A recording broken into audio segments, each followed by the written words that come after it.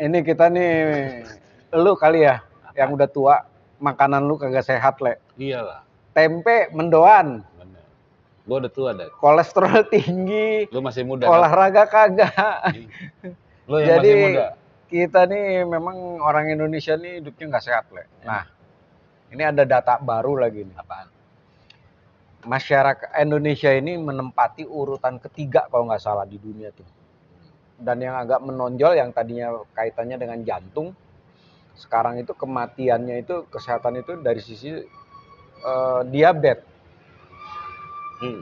Bahkan itu sekarang ini nih udah banyak banget anak-anak muda, bahkan anak-anak kecil kena diabetes. Gula. Iya, gula. Makan minuman itu. Minuman dan sebagainya. Nah, ini baru-baru ini ada berita nih, Le. Kita agak sedikit round up. Ada berita-berita nih beberapa nih. Salah satunya itu, Le, yang soal kesehatan itu. Kenapa? Akhirnya kan nggak mungkin juga itu kita larang. Pemerintah melarang. Bisa. Karena enggak, Le, karena itu kan harus dipisahkan antara kesehatan dengan bisnis. Ini contohnya ini nih. Rokok nih. Bisa tuh gini, Dan. Kalau ancaman diabetes itu demikian tinggi, masyarakat pemerintah tinggal melarang minuman dengan kadar gula sekian nggak boleh, udah titik. Nah, persoalannya ini pemerintah mikir juga nih. Apaan? Pemerintah mikir nanti industrinya mati, kagak, ekonominya turun. Nah, jadi akhirnya kemungkinan nih yang terjadi itu di labeling tuh. Kayak rokok, nih. Jantung. Ininya nggak boleh ya? Orang juga tahu nih gudang garam. Ada aja lagi. Ada jantung, ada apa, tenggorokan yang rusak dan sebagainya. Nah, paling itu yang terjadi tuh, Le. Nah, larang aja kenapa sih? Nah, itu dia. Kalau menurut lo harusnya kasih aja dari kan kita punya BPOM ya. Iyalah. BPOM harusnya kasih yang kadar sekian ya. Ya kan? Itu Bapanas aja, Bapanas nih, Badan Pangan Nasional. Ketua Bapanas gua kemarin ngakak. Kayaknya lagi ngelucu dia. Kenapa? Dia bilang, masyarakat Indonesia sebaiknya kurangi makan nasi supaya kita nggak impor terus. Ini kayaknya lagi ngelucu nih. Ini gue bilang gue nggak lagi ngelucu nih kayaknya. Aduh, orang suruh nggak makan nasi, sekarang gini. Bukan, kayaknya dia lagi stand up komedi. Iya.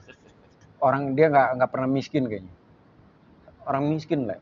Orang yang isinya orang kalangan bawah. Karbohidrat. Cuman telur 1 biji digoreng, nasinya setumpuk. Bener. Lalu lihat prajurit itu di Papua itu. Operasi kayak gitu, fisiknya luar biasa. Lu dikasih, dia makannya lontong yang pakai itu plastik. Terus pakai Royco. Makan dia. Lah kalau misalnya dia suruh ini, mau nggak? Suruh makan daging. Bukannya diperluas pertanian apa ekstensifikasi, ini malah disuruh. Yang kedua ada lagi ya. Tapi yang soal meninggal itu dah. Kalau yang soal meninggal tadi, kalau yang sudah pasti nih dari dulu sampai sekarang, persentase orang meninggal itu adalah yang paling banyak itu di tempat tidur. Tempat tidur? Ya iyalah. Meninggal ya tempat tidur lah.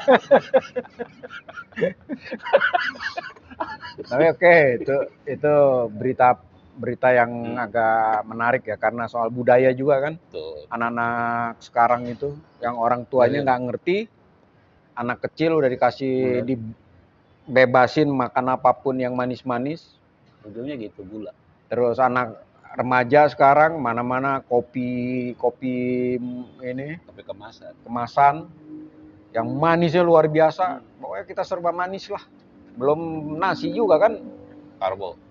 Gulanya tinggi. Gula tinggi. Nah, terus berita lain nih. Apa? Yang gila Israel ya, Le. Oh iya itu.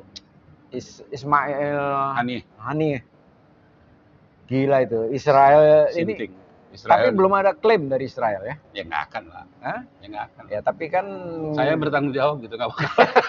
Itu hanya gerilyawan yang ngomong gitu. Jadi kayak siapa, Adolf ya? Ininya jenderalnya Hitler. Tahun 60-an itu.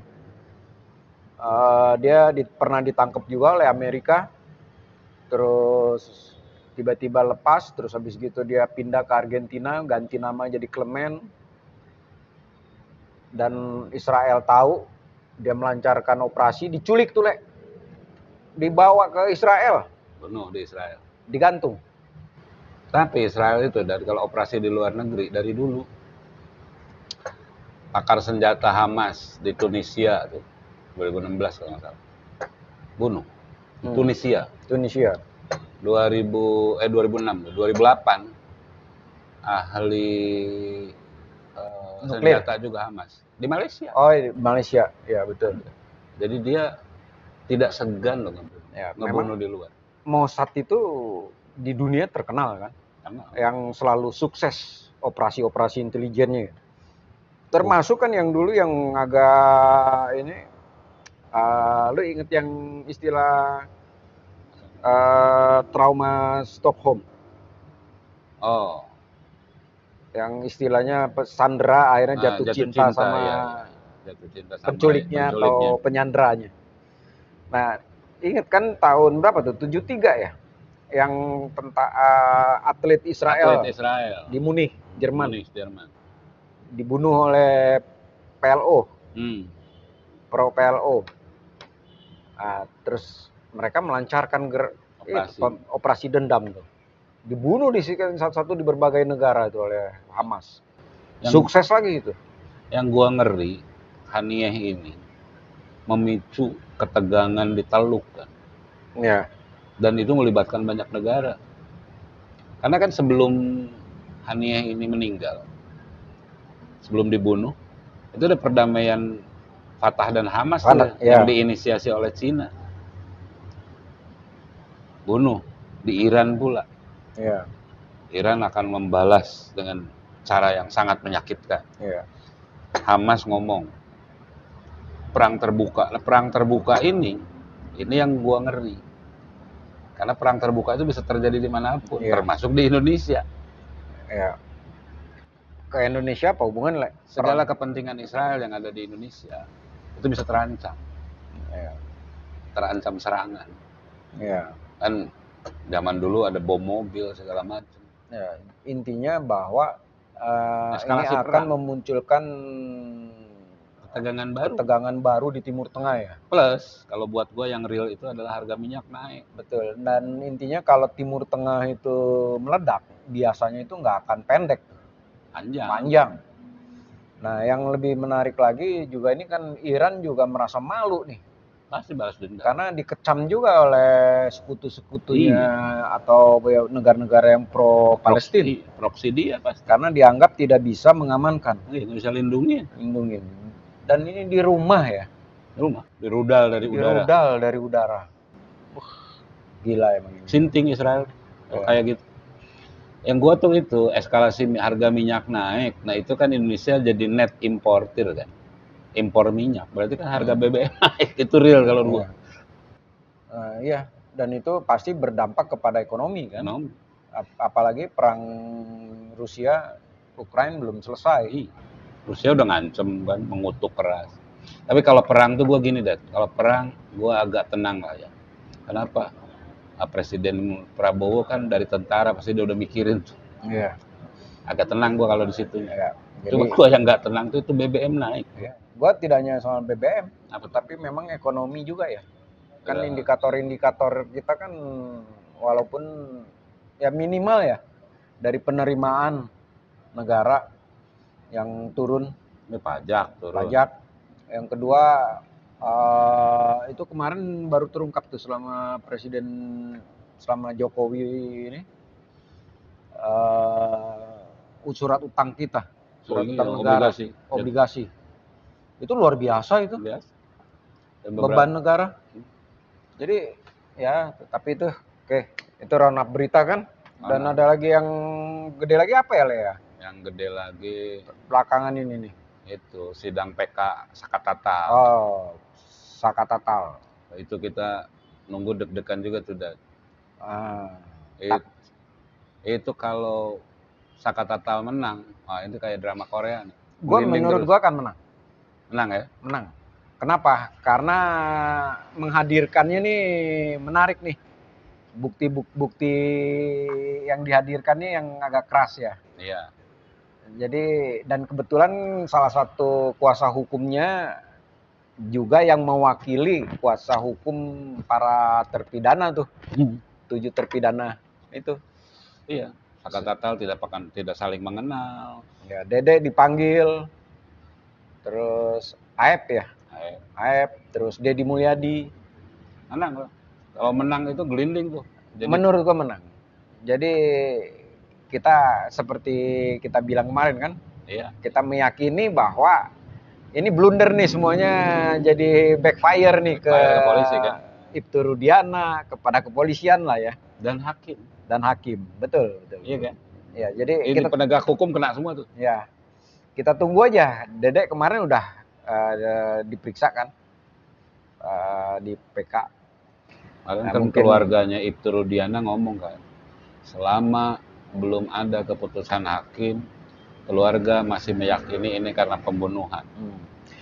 Ya, dan perlu diketahui ini guys, kan kita selama ini mikir Rudiana atau apapun ya, ternyata berat juga tuh bebannya Rudiana tuh. Berat. Karena keluarganya menanggung juga tuh, anak-anaknya, istri itu menanggung gitu. Berat loh ini, terutama buat gua institusi penegak hukum. Ya, tapi apapun ini memang harus benar-benar terbongkar, benar-benar terang benderang lah. Dan gue meyakini ini pada track yang akan terbongkar semuanya nih. Bagus, gue berharap bahkan itu datang dari kepolisian kan. Iya. Eksaminasi publik. Oke, lari dari Rudiana, dari Saka Tatal. Apa tuh? Kaitan lagi sama ini nilai. Apa tuh? Tanur. Yang bebas. Tanur kan nanti segmen sendiri. Iya, tapi kan ini ini dikit. Udah situ aja. Ya, jadi itu guys, sama terakhir kita juara AFF. Congrats. Iya. Tapi walaupun kalau mau dilihat, mau jujur ya, kemarin itu guys, permainan lebih dikuasai oleh Thailand itu. Iya, possessionnya aja 60%. 60% ya. Dan yang kedua, permainannya ya, Thailand lebih tenang. Berapi. Hanya tidak beruntung tuh. Golnya 2 kali kena gawang. Tiang dia. Tapi bagus lah buat naikin moral pemain kita ya. Jadi juara itu kan naik lah. Mudah-mudahan September cerita baik. Ya. Dan Piala Asia dan Piala Dunia. Putaran 3. Terakhir Olimpiade. Kita belum emas satu pun nih. Belum deh. Belum pecah. Kita lihat nanti. Jagoan bulu tangkis malah kalah. Iya. Jonathan Christie kalah. Apri Nadia tuh ganda kalah. Ya, kita lihat guys. Tapi kita harus tetap optimis. Saya bangga, saya resah, saya Indonesia. Kalian?